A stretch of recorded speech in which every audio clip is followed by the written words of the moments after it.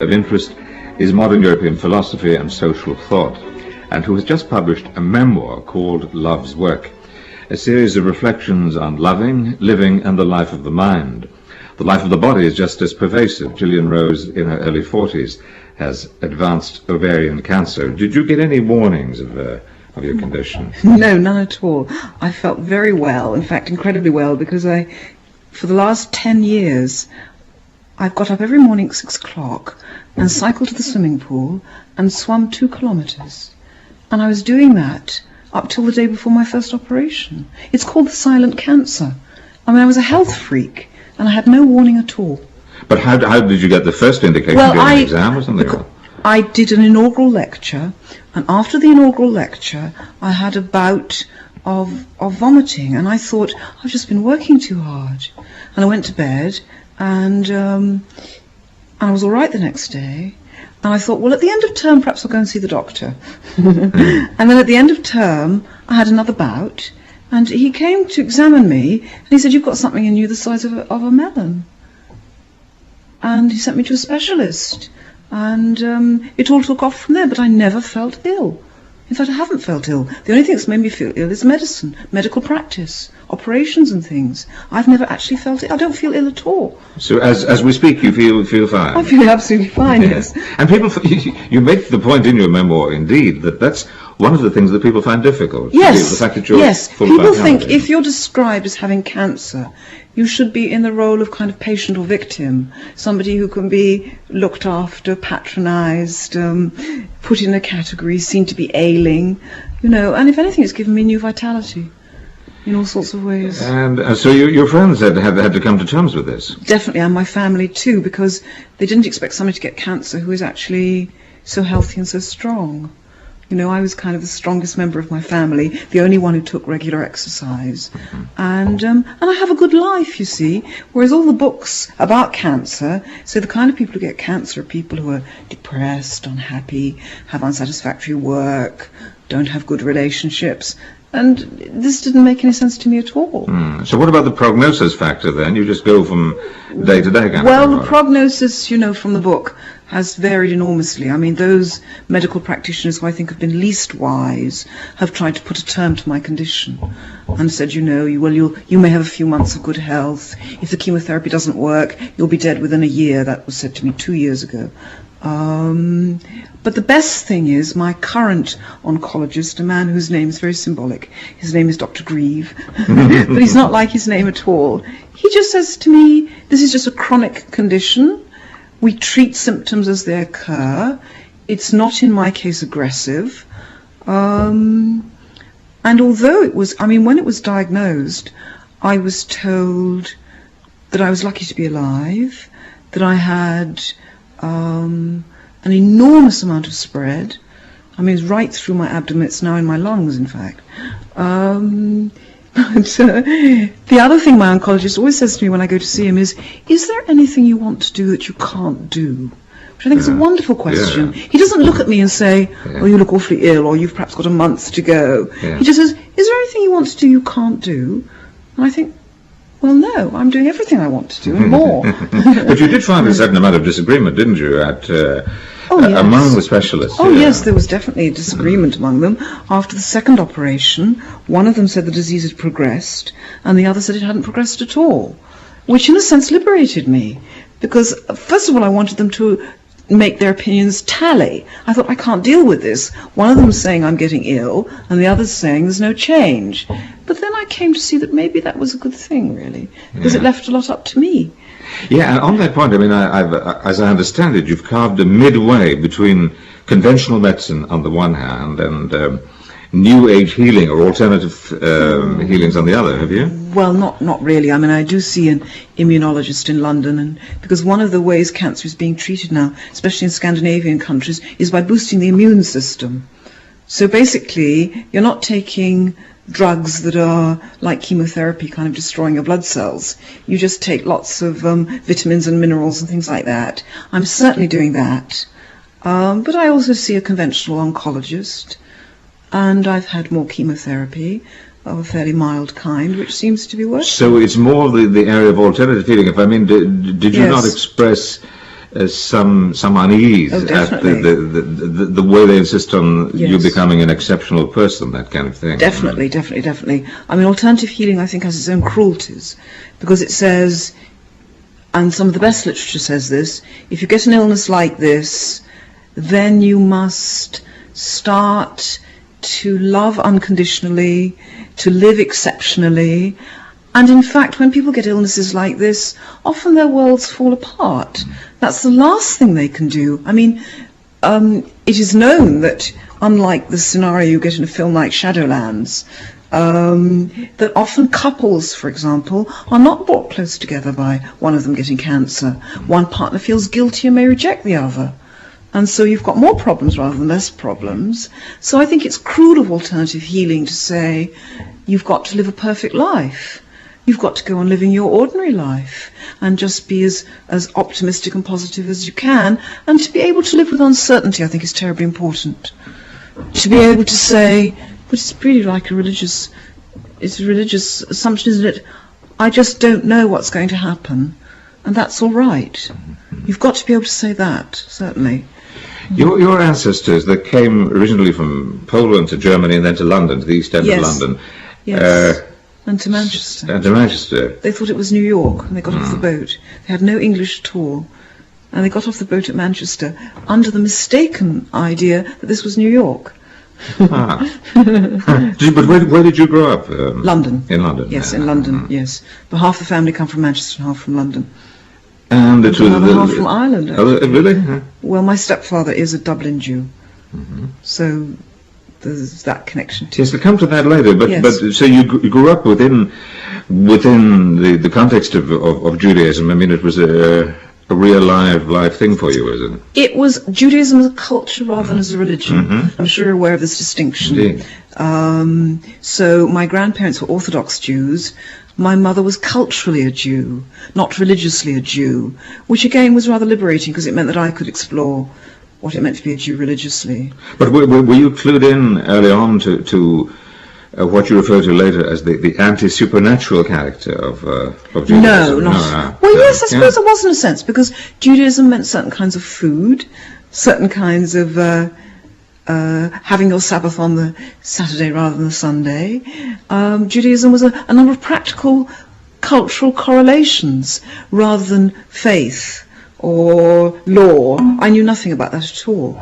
I just knew I was a Jew, and that meant I was different from other children, basically. That feeling. You were dyslexic? I was deeply dyslexic, yes. Which also provided a refuge, because it gave me an ambition. I wanted to learn to read. It was what I had to do, but I couldn't read, so it gave me a kind of independence to have that as a project. And once I learnt to read, which apparently was just a matter of learning a different technique, then reading became everything. It became my whole world. You saw this as a kind of unconscious rebellion. Yes, well, I do subsequently, because it meant that, whilst your parents were squabbling over access to you, you could be sitting in a corner with a book and let them get on with it. The adults were the emotionally irrational ones, and you were sitting with your book. So I saw it not so much as a rebellion, but as a refuge. And you became more independent in yourself? I think so, because I think a child who reads acquires an immense independence of the adult world. They develop their own relationship to language, to thought, to stories. They develop whole inner worlds, Did you pay a price for that? Yes. I had very few friends. When I went to school, I was considered a stick in the mud. I used to sit on the coal bunker and read while the other children were playing tag, and that made me extremely unpopular. Your father was a doctor, was it? Yes, both my father and stepfather. Yes, both doctors of medicine. That's a very Jewish thing to become a doctor or a lawyer. Yeah. Isn't it, or a businessman? Because a Jewish lawyer is someone who can't stand the sight of blood, isn't that what they say? So they were both, and tell me about the alienation from your father. What happened? My father? Well, yes. I don't know what to say, whether I should be discreet or indiscreet. My father was an extremely promiscuous man. He made the au pair girl pregnant. And so my mother decided... My father was a man, I think, who, although he separated from my mother, he never would give up his children. So although he had a terrible attitude towards adult women, he had a very committed attitude to his own children, but he was also... let me see. I suppose it's rather terrifying for a child to see their father so abstractly. So instead of having a daily relationship with him, with all the ups and downs, you just see him once a fortnight, you know it's by the order of the court, and it leads to misunderstandings. I think the children become rather terrified. Well, certainly I did, because my mother also went out of her way to try and recreate a new family unit, from which my father was excluded, and my mother was very angry with my father. I mean, I know a lot of people nowadays who are separated from the parent of their child, and the child bears the rage of the parents. And that's very difficult for a child. But what age were you when your stepfather came into the picture? Oh, my stepfather came into the picture before my father left the picture. What age were you then? I mean, 4. Oh, that early? Yes. But you see, I wasn't that early, really. I think it was an advantage being 4, because I was already a formed little creature. Yes. And I loved my father, and then I lost him. And I think that's a very creative pattern, because then all you have to do is go on loving and knowing that love comes with loss. Whereas my sister, who was only 2.5, wasn't yet an individuated human being. And I see that with people. I think I have a student whose father left when she was 6. And she's never seen or heard from him again, even though she was very, very close to him. And I think, well, how can she bear that? But she can, because she was loved. And also I find many women writers, Hannah Arendt, Isaac Dinesen, same pattern. Eldest daughter, very strong relationship with their father, and then the father either dies of syphilis or goes mad, or they lose him, and it produces a strong character in a woman, I think. Mm-hmm. But you changed your name. Yes. From your father's name to your stepfather's name, and at what, the age of 16 or so? Yes. Big step. Was terribly significant, not least of all because of the symbolics of the names. You know, my father's name was Stone, and my stepfather's name was Rose, and I was longing to be a rose. But I subsequently felt very, very guilty about that, rejecting the name of the father. I mean, you know what Lacan will say about that. I mean, it's a very serious thing to do, and my father was very, very upset. And officially disowned you, did he? Yes. And I didn't see him from the age of 16 to the age of 21. So that was 5 years of what did you go through in those 5 years? Feeling that I hated him and didn't want to have anything to do with him, forming myself as a philosopher, and then rediscovering him when the second marriage broke down between my mother and my stepfather, and I saw my stepfather being demonized in the same way my father had been demonized. So that made me think, well, maybe my father isn't such a demon after all. And then I rediscovered him, and since then I've had a very, very good relationship with him. Since then? Since then, yes. Is he still alive? Yes, he is, although he's got a form of, he's got a kind of illness at the moment, which is actually making him very gentle and very sweet, which is the first time in his life, really. So there's quite a contrast between father and stepfather. Yeah. Enormous contrast, yes. Saving. That really saved my sister and I, because my father and mother were battling it out through my courts, and my stepfather was laughing and you know, bumping us down the stairs on the eiderdown and tickling us, and we adored him. He really saved our sanity. Were you planning for a long time to study philosophy at Oxford? Yes, yes. I discovered philosophy at about the age of 16, reading Pascal and Plato, and I just... You know, I've written a poem about this, actually. You don't become a philosopher, you discover you're a philosopher. It's a passion. It has to be a passion. You have to fall in love with Socrates. That's the only criterion. People say to me, what makes you a philosopher? There's only one way to find out whether you're a philosopher or not, is whether you fall in love with Socrates. If you fall in love with Socrates, you're a philosopher. And you'll always be a philosopher. But you were so disenchanted with Oxford philosophy, weren't you? Oh, well, that was afterwards. Yes. I discovered Socrates before I went to Oxford. Sure. Oh, Oxford philosophy. Well, first of all, I went to women's college. It was extremely straight-laced, very strict. Even in the 60s, you had to be back in college by a certain time, or you'd be fined or gated. And you weren't allowed men in your rooms, and of course we smuggled them in and out, and all sorts of things like this. But then the philosophy was so narrow. I'd already read an enormous amount of philosophy, and I found that suddenly I was being asked to read in a very narrow way, and a very destructive way, and very, in a way that didn't correspond to any of the things that I thought philosophy was about. But I played the game. I did as best I could. Yeah, you see, I mean, I've heard it said so often about Oxford philosophy that it teaches people to take things apart. And it does. It teaches them to be clever, destructive, supercilious, and ignorant. It doesn't teach you what's important. It doesn't teach you what's important. It doesn't feed the soul. It doesn't actually even allow you to read even the philosophers it introduces you to holistically. Never mind all the philosophers it declares are outside the canon. And the awful thing is even though my whole vocation has been to teach differently and to get away from that, it's still taught the same way. Yeah, I was going to say that. I mean, it bestrides the entire Anglo-Saxon world. Absolutely. In both America and Britain, most philosophy departments are just like they were when I was 18. You know? And a lot of young people, teenagers, who feel very passionately about philosophy and have good analytical minds, go to university and they're turned off. All my students get a different initiation altogether, but students who go to Oxford and Cambridge are still being taught in this very arid way. So to a young man or young woman, you would say to them what?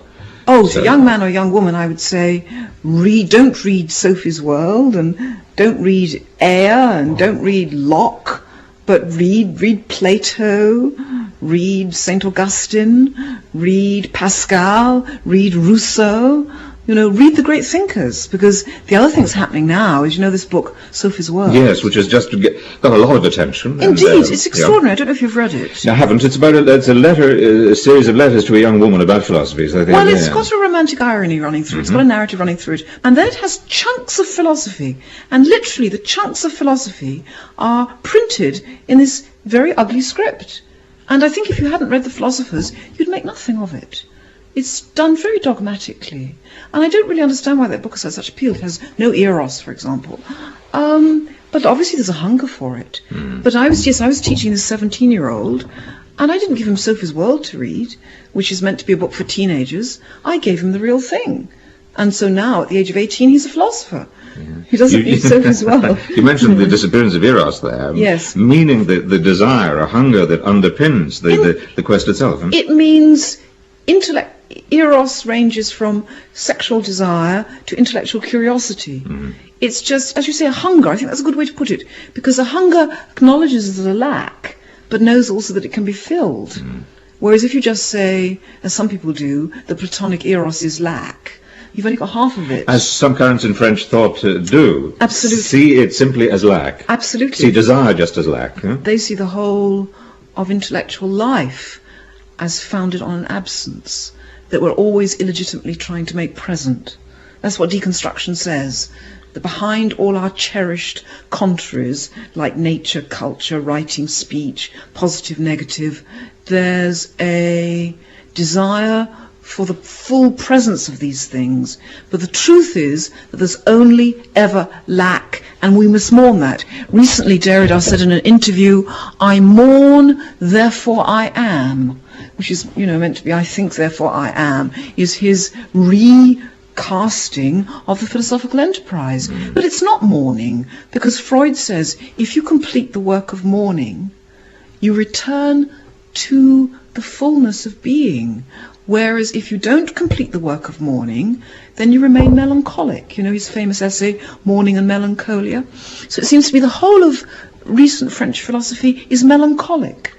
Approaching desire in terms of lack, of loss. Yes, absolutely. And saying that that's an inevitable condition, and that anything we do to overcome it is a falsification. Well, point to then those philosophers, those thinkers who see desire, see eros in more full-blooded, more positive terms. Well, I don't think there are many. I think that's what's missing from philosophy at the moment, and what I'm trying to restore in my own work. Yeah, but I meant in the tradition. Yes. In the tradition?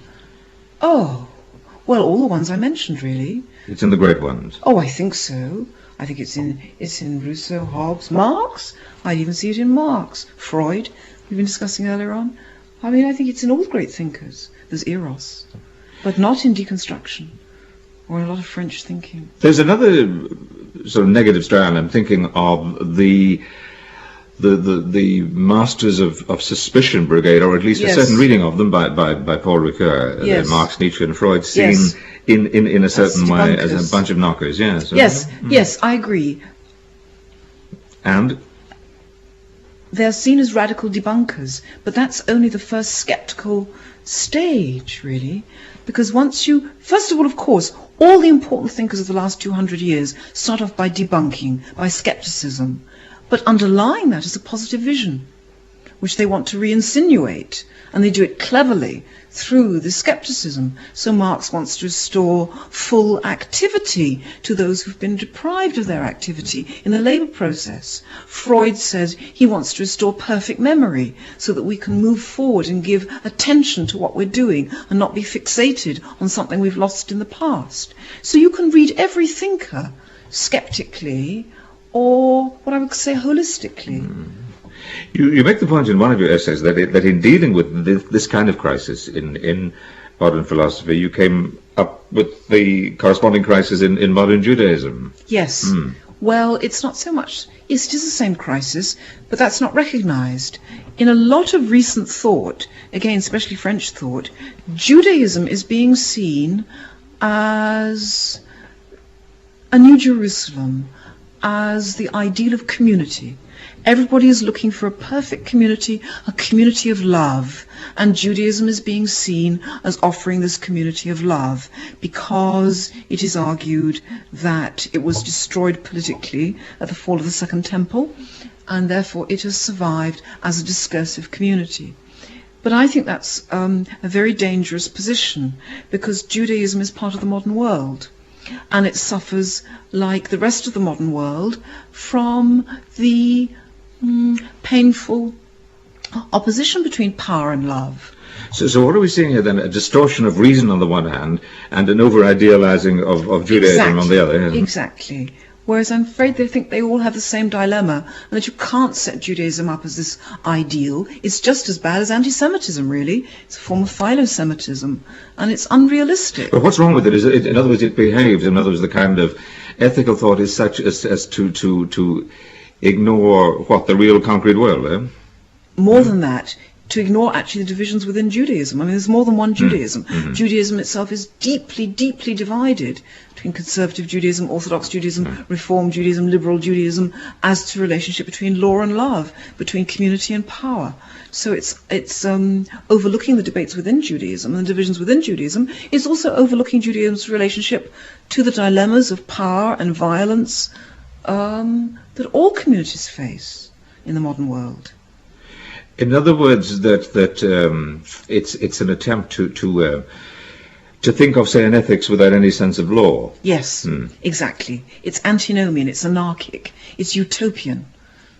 Just the sort of things we're meant to have got away from by giving up Marx. But of course you can have that strand within Christianity as well. Then. It's legitimate as a strand, but it's always got to be related. I think whenever you get an antinomian or anarchic tendency, you must ask, what is it reacting against? And you'll find its twin, in relations of power or domination or whatever. Because the utopian impulse is always got its correlation in the real world in things that are difficult. And of course, I think what you're suggesting to me is that there is a legitimate religious impulse that would, a notion of paradise without the difficulty. Yes, of course, we can't abandon that idea, but we should be very careful when we project it onto communities. And the other side of that equation, the distortion of reason, what's happening there? Well, I think that there's a deception going on, that postmodernism thinks it's given up a notion of reason which it characterizes as totalitarian, domination, imperialistic. But in fact, it is itself a rationalism. I call postmodernism a despairing rationalism without reason, because it really wants to claim, look, you've left me out. Me being a woman, a member of an ethnic minority. Now that's a highly rational thing to say. It's not the devastation of reason, it's using reason. So I say there's a bad conscience about reason at the moment. Reason is not this monolithic, domineering, authoritarian thing. It's our bread and butter. So the postmodern critique is really devising a man of straw. Yes, not down, very definitely. And actually using the very resources it claims it's disqualifying. There's no escape then in that sense. I think there's no escape. Reason can be enlarged. Reason can be full of charity. But you can't escape reason. If I knew who I was, says you, I wouldn't write. If I knew who I were, I wouldn't write. Yes, of course. Well, I don't like it when people write books and say, I'm writing this book as a woman, as a Jew, as a Catholic, as a black. Those are things that need to be explored, the meaning of them. We don't start by knowing what they are. We write in order to explore what they might mean. And to put them there as fixities is fascist. They're not fixed things, to be a woman, to be a black, to be a Jew, to be a Catholic. They're highly mobile, volatile things. And if you're growing, you don't need to know what they are from one minute to the next. So you can't start your book by saying, this is where I write from. You've got to find where you write from by questioning where you start from. Except, I suppose, in the sense that one, some people do their preparatory work and then start to write. Others are writing all along the way, isn't that? Well, yes, but even if you've done your preparatory work, you've got to be putting in question who you are. You can't start off by knowing who you are. If you know who you are, then you don't really need to write, I would have thought. You've got to find out who you are. Gillian Rose, thank you very much indeed. Next week, I look forward to dealing with some of the other themes you deal with in your memoir and in other books. Thank you very much indeed. Thank you.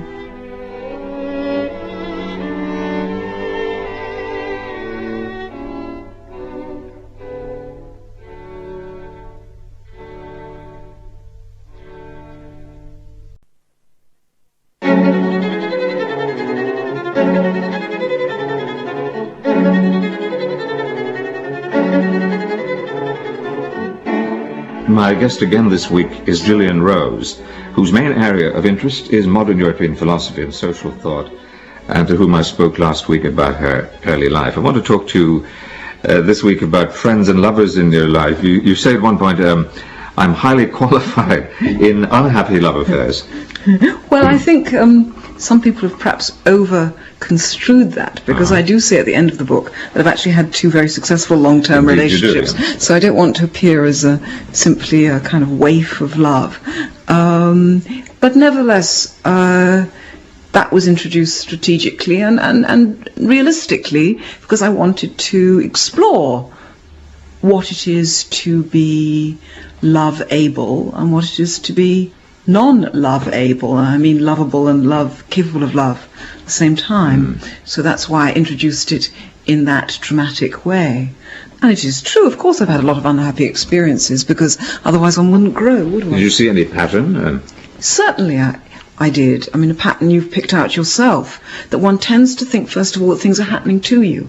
And what you have to discover in unhappy love affairs is your own agency and your own ambivalence.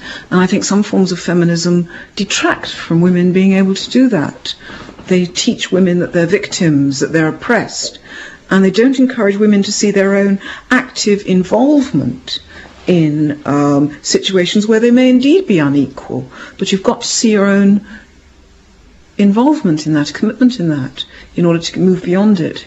You talk about the rage that some women feel towards other men in their life that often masks an even greater rage expressed in terms of choosing an incompetent partner. Yes, I think there's a syndrome which I discovered in myself and which I see in other women, whereby you're very angry with men, maybe with your father, and therefore you choose a partner who it's easy to be contemptuous of. I think that's a syndrome that needs to be recognised more. But I would put that generally as I think we don't talk enough about the power of women. We talk much too much about the powerlessness of women. So that would be my more general point. Yeah.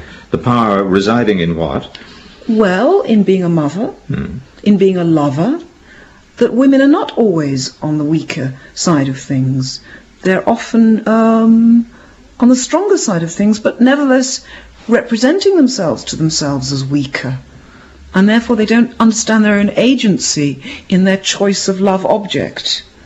That would be the kind of thing. So feminism hasn't really been of much use to you in that sense. I've never found feminism relevant to me, but of course politics begins when you think about what's relevant to other people. But in my own case, I've always been encouraged by men. I would say that, again, the model that one grows up in a patriarchal culture where women, both in terms of education and in terms of spiritual and family development, are oppressed, certainly hasn't corresponded to my experience. That I've been encouraged at every stage by men in my family, by teachers, by tutors, that I wouldn't have taken the many risks I've taken if men hadn't encouraged me to take them. How unusual are you as a woman, as a human being, indeed as a philosopher, in seeing the range of philosophy, both in terms of the soul, of self-knowledge, and of the city, of politics? Well, I like to think that's the tradition, but it's true within modern European philosophy, post-Kantian philosophy, continental philosophy as it's called, there aren't that many women. There are very few senior women, and my position is somewhat unique. But I mean, that will change all the time, because as I provide a role model, so we've got generations now of students, people in their 20s and 30s, who are qualifying themselves in these areas. But even outstanding philosophers like Martha Nussbaum, the American, you would see as ignoring as ignoring the city side, ignoring the political. Well, in her recent book, Therapies of Desire, which is a very rich and interesting book, she says quite explicitly, I'm going to concentrate on, as it were, the soul therapy in these philosophies and not talk about their political theories. And it seems to me the whole interest of Hellenistic philosophy is, again, the relationship between the way in which the Greek city-state broke down, and you have the development of Hellenistic cities. And in those cities, you get the development of all these kind of salvation philosophies. And that the really interesting task would have been to relate the soul and the city in the Hellenistic period, as Hegel does, for example. And therefore, Martha Nussbaum provides an uncritical account of Stoicism and skepticism, because she's left out their political thought. You need the two. You have to have the both dimensions. I want to return to the earlier context about friends and lovers. There's a father, Dr. Patrick. That's not his real name. Gorman, of course, in your life. Father Dr. Patrick Gorman. Yes. Played quite an important role. Was it love at first sight? Yes, I think it was actually, but I put his story in there because of its drama. I wanted to generally raise the whole pattern of doomed love relationships. So I chose one that had an obvious drama about it. And as I say quite explicitly, it only serves to introduce another story, which is the story of how when I got ill, the man I was involved with couldn't deal with it and let me down. Okay. And that's why I introduced the story of Dr. Patrick Gorman, but nevertheless, it is a story that's worth telling in its own right. And I think the most disappointing thing about the story is that the love affair for him was not an important experience. But isn't that a male, maybe that's a male thing, by the way? Well, maybe it is, but you would think with a priest, it should be a crisis in his vocation. I suppose I was offended that he didn't have a crisis in his vocation. So what did you have, immediate attraction, a meeting of minds? Yes, always a meeting of minds, because I never get attracted to somebody unless there's a meeting of minds, although I did first see him in a committee meeting. There was a meeting of minds, and it was just... It was quite, it was like any other love affair, really, except that I didn't know whether he would consummate it. And it was a matter of very subtly and cautiously finding out whether he would or not. I read in an interview you gave somewhere that when he discovered that you were the friend of a man in New York who had died of AIDS, that all that was worrying him was whether he might have got AIDS from you. Well, first of all, he was very worried by reading the manuscript of the book, and insisted, which I had already decided, that I change the names. Otherwise, he said his career would be ruined, and it was his career he was concerned about.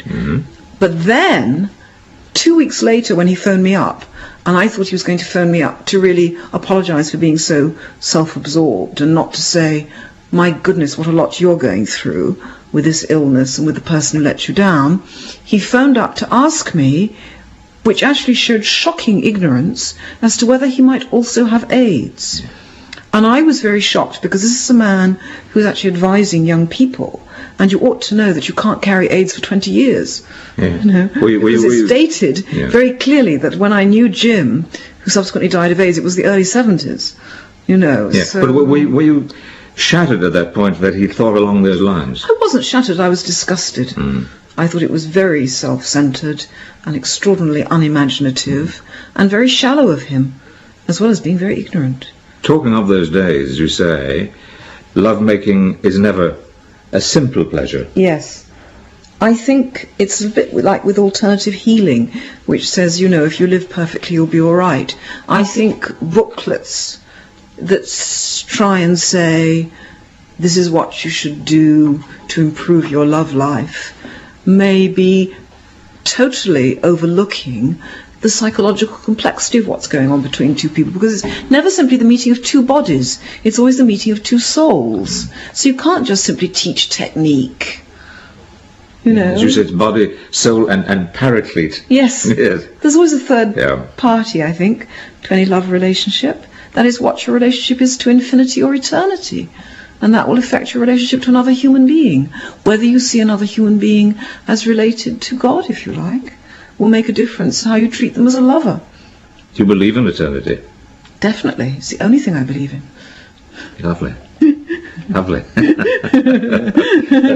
got that answer before. So you as we're already, you see, the eternal isn't something that starts at the end of life. If there is eternity, then it's now, isn't it? And it's at all time. So it's the only thing you can believe in, because after all, time is devastation. You can't believe in time. Time is going to destroy you.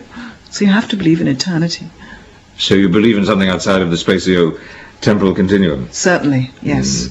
Yes. But I think one has to preserve an agnosticism about it. I love what Simone Weil said, that agnosticism is the most truly religious position. In the sense that... you must be able to say, I don't know.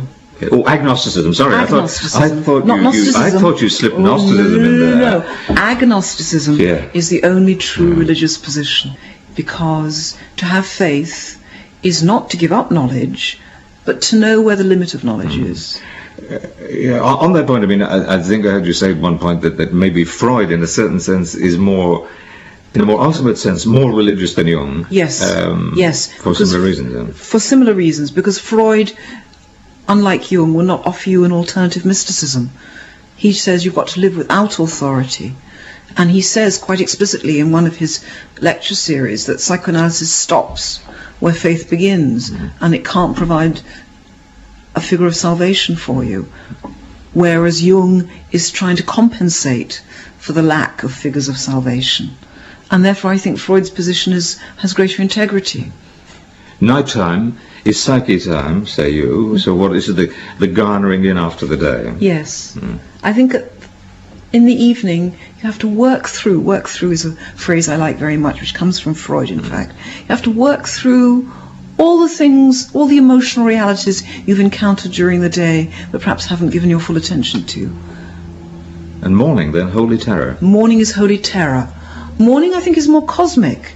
Morning, in the morning when you wake up, presumably during the night you've worked in your dreams on all the psychic material accumulated from the day before, but in the morning when you wake up, it's a rebirth. You have to decide whether you actually want to exist or not.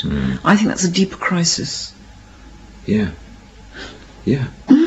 Some people don't make it out of bed after all. I know people who approach it in that way. You say that to spend the whole night with someone is agape, yes. Which now you see we normally make a distinction between agape and eros. That agape has something to do with relating to God, eros to fellow humans. Well, and so on. It's more that eros is about desire, and agape is about care. Yes, you're quite right. You're quite right. Yes, it's about care. I think if you don't simply make love with someone and then leave, but actually spend the night holding them, it's much nearer care than desire.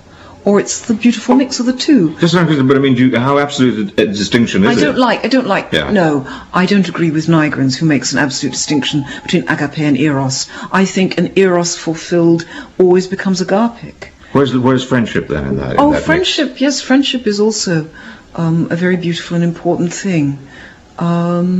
It could all be seen under the sign of friendship. Components of the Lord, yeah. Definitely. Yeah. I mentioned your friend Jim in New York who had AIDS. Yes. You first met him, 1970 or thereabouts? Yes, I was very young. You were studying at Columbia? Well, I wasn't actually. No. I was a student at Oxford. I went to New York just for a few weeks, and I met Jim, and he offered such a vision of philosophy to me, of a kind. He was working on Nietzsche, and he had a deep relationship to the whole history of philosophy. And I just emerged from Oxford, where I'd been reading philosophy analytically, ahistorically, aridly, and suddenly I found myself in a philosophical culture again that offered me substance. Yes, well, the thing could have a kind of real life underpinning. Absolutely. But yet you see that he wasn't able to channel the anger. Well, no. Yeah. In the end, although he never finished his PhD, you see, he dropped out. So, on the one hand, he offered a relationship to the history of philosophy. It was he who told me to read Hegel. It was he who told me to read Husserl and Heidegger, which I would never have been told in Oxford. But on the other hand, he didn't follow through himself. Yeah. And that's to do with the city of New York. Soul in the city. New York was his downfall. But he couldn't channel. I mean, I'm not totally clear when you say that he wasn't able to channel. He was a musician. Yeah. I've come across this more than once. A man who is a musician, whose emotional life exists in music, but he's also a philosopher. But then philosophy becomes, you see, in order to write philosophy or to be a philosopher, you've got to bring together your emotional and your intellectual life. If you keep them separate, you'll be a bad philosopher. And what I discovered with both Jim Fessenden and another man, John Raffan, who I knew subsequently, is emotionally they could only be expressive in music. And therefore their philosophy dried up. Yeah. But you yourself have been able to pull the two strands together. Well, I see, through suffering, through growing, through failing, through illness. Jim went to Bennington College in Vermont, and Camille Paglia was there at the same time, and she was a friend. Yes, Camille was teaching there at the same time, and they were quite a scandalous couple. And she had not, this was her pre-media stage, was it? Oh, definitely. Yeah. I mean, Camille spent 15 years writing sexual personae, which is very unusual for an American academic, because there's a lot of pressure on them to publish every single year. But she was quiet for 15 years, and then she published this enormous book, which was actually even longer than the version that was published. But it was actually when Jim started to die, when Camille realized that Jim had AIDS, that she went public. You know. So was Jim bisexual, was he? Yeah. Jim was bisexual, but he was a friend of Camille's. They were never lovers. But he was very, very important to her, because although Jim didn't publish, he had tremendous intellectual authority. Did he have, yes, I mean, one encounters individuals of that kind, did he have the same kind of effect, same kind of intellectual relationship with her as he had with you? Yes, very much so. He was very, very important to her. And yet she didn't listen to him. She didn't listen to him enough, because if she'd really listened to Jim, she would have deepened her own thought. So Jim found her very frustrating. What happened then? I mean, what was it? I mean, did she, I mean, this is even presumably before the media treatment. Do you think she was already losing the battle at that point? Well, she was already very isolated. You know, I mean, Camille does claim she has lots of friends, but she's very idiosyncratic, which is both her strength and her weakness. Yes. No, yes, it's her strength and her weakness. And the unkind say that she had one shot, the book, that was it. Yes. She's got a lot in her. But I do think that her media persona, where you see pictures of her looking very haughty and arrogant, and where she pours scorn on all the other women who are doing serious work, is a false turning, is not a good turn for a scholar to take. Talking about, I mean, the soul in the city, the picture you paint, you're suggesting it's almost impossible for someone to do sustained, serious work in a city like New York. You know? Yes. Well, I think maybe New York has too many both attractions and degradations, maybe. I don't know. I mean, New York's been very formative for me. But I think there's something... You went there, I mentioned Columbia. I mean, yes. You were a student, I was a graduate student there, I was a student at Columbia for a year, yes, definitely. And I learnt an enormous amount there. I couldn't look back on that. Yeah. Did you ever get into drugs? I did some drugs, but nothing serious, nothing more than marijuana and LSD. Never anything hard like cocaine. LSD? Oh, yes. Wow. Oh, yes. I'm told very risky to go that route without supervision. No? It was done under very close supervision with very pure LSD, with lots of ice cream and music. Yes, and did you have that absolutely surreal experiences, a trip. Yes, they were very important to me as you learned from it, yeah. I learned enormous amount from it because as a philosopher one is interested in perception, in aesthetics, in all these things. So what was there a heightening there? It's an intensification, but it's also a surreal experience. Everything becomes hyper-real. Colours, shapes, forms, sounds. You have to be cautious not to be overwhelmed by very ordinary experience, and that's why you must do it under supervision with a friend and with very controlled amounts of the drug. But I only did that 2 or 3 times in the very early 70s, so I'm not a cult. But Jim had a cocaine habit, didn't he? Yes. Jim subsequently became a cocaine addict. And this was very paradoxical, since he was actually the head of a police commission into police dealing in cocaine. And how did that happen? I mean, in other words, he moved from whatever research he was doing to that. You're probably aware, or you may not be, that an enormous number of New York professionals regularly take cocaine. I mean, it's commonplace in Wall Street that most lawyers, stock exchange people take cocaine. But so what was he doing for the police then? Jim was was on a commission investigating police dealing in cocaine. New York police deal in cocaine illegally. And Jim was on the commission investigating this, a rather dangerous position, in fact. He was at the same time himself a cocaine addict. It's a wonderful story. I mean, somebody should write that up. When you went back, you met an extraordinary woman you write about who was diagnosed when you went back to see Jim. Edna. Yes. Edna. She was diagnosed as having cancer at 16. 16, which was in 1914. And she went on to... And she's now alive. She's now alive in 1995. She'll be having her 97th birthday this year. And she's active and fit, and she provided me with my home from home. I thought I was going to meet a kind of middle-aged woman. I wasn't expecting to meet somebody in her 90s. But she's incredibly vital. You know, and as I said, I used to get up in New York and go swimming, and Edna would be sitting there already, and she'd finish the book and say, "Gillian, would you like this book?" You know, she was an inspiration. Inspiration. I'm talking to her. And she loved her drink. She drank a bottle of Calvados. Yes, Gary always says to me, "Careful how much alcohol you bring in, because Edna will drink it." I'm talking to here in your home in Leamington Spa, and you have a library of about 7,000 books. Yes. Just tell us the categories, beginning that you showed me. Category was... The first category is post-Kantian continental philosophy. Second category is Judaica. Third category, Christianity, both Catholic and Protestant, and increasingly the Greek fathers, Russian Eastern tradition, and all the mystics in all the languages, since they founded the languages. Critical theory, Adorno, Horkheimer, sociology, and then in another room, European literatures, classics, particularly classics, Dante, the whole of modern German literature, whole of modern French literature, and then English poetry.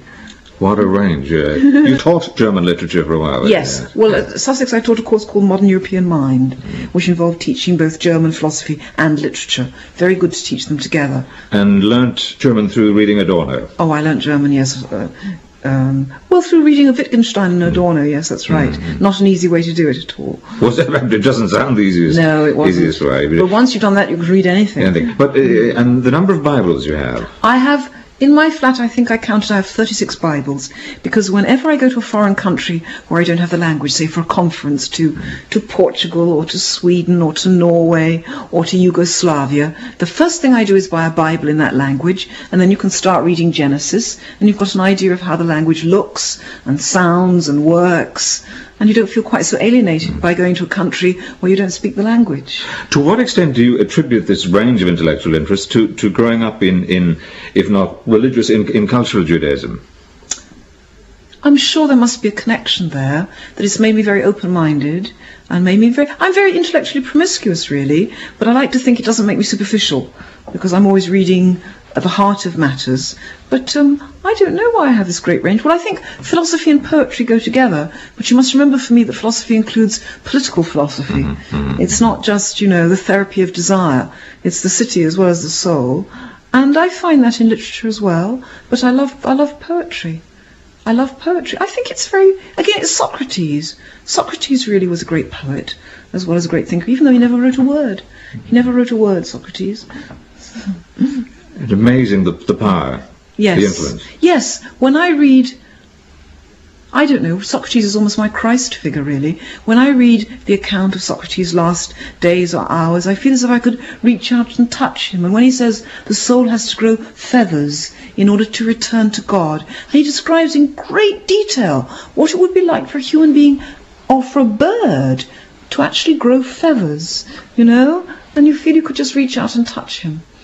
in dealing as you have of late with the connection between modern philosophy and Judaism, is there a sense now in where do you see that line of that interaction taking you? Well, that's an interesting question, because in a sense I've tried to question it as a fruitful interaction. I've tried to say, don't idealize Judaism. It's as bad as denigrating it. It's not a good step forward. It's not good for Judaism, and it's not good for philosophy to idealize Judaism. So in a sense, I've put a stop to it.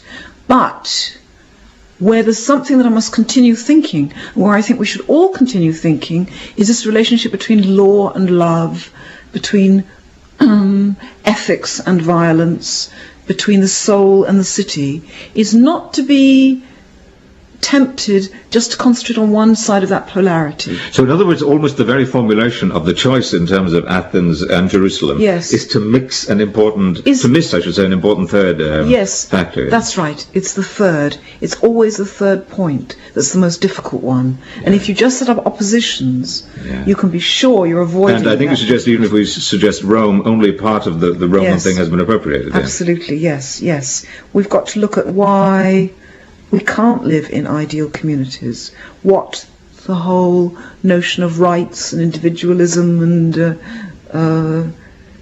relationship. I think the most important thing we should be looking at, really, is the relationship between the ways in which modern societies right across the world are emphasizing individualism, but structurally becoming more authoritarian. And it's that mix of the individualism of the soul and the authoritarianism of the surrounding structures that we need to get a perspective on, and I think no modern philosophy is doing that. The whole debate between communitarians and liberals or libertarians overlooks that whole structure of authority, domination and power. And that's really what we must keep our eyes on. Well, that tends to suggest, though, that people working in moral and political philosophy need a strong handle on social theory and on... Certainly, absolutely.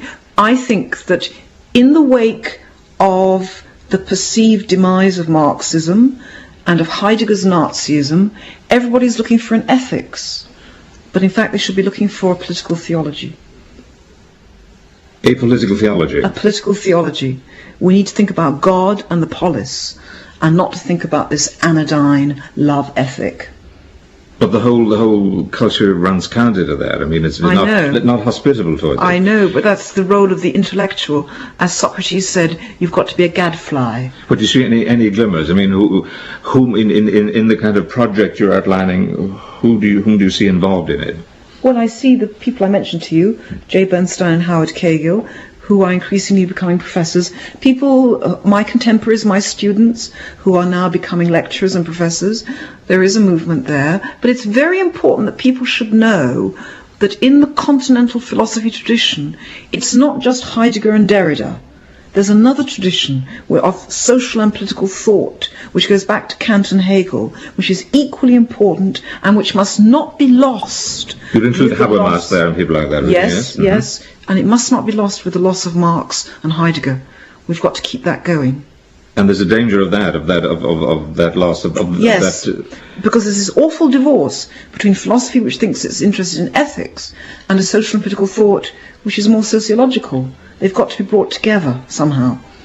We've got to bring the soul and the city back together and stop separating them off intellectually and culturally.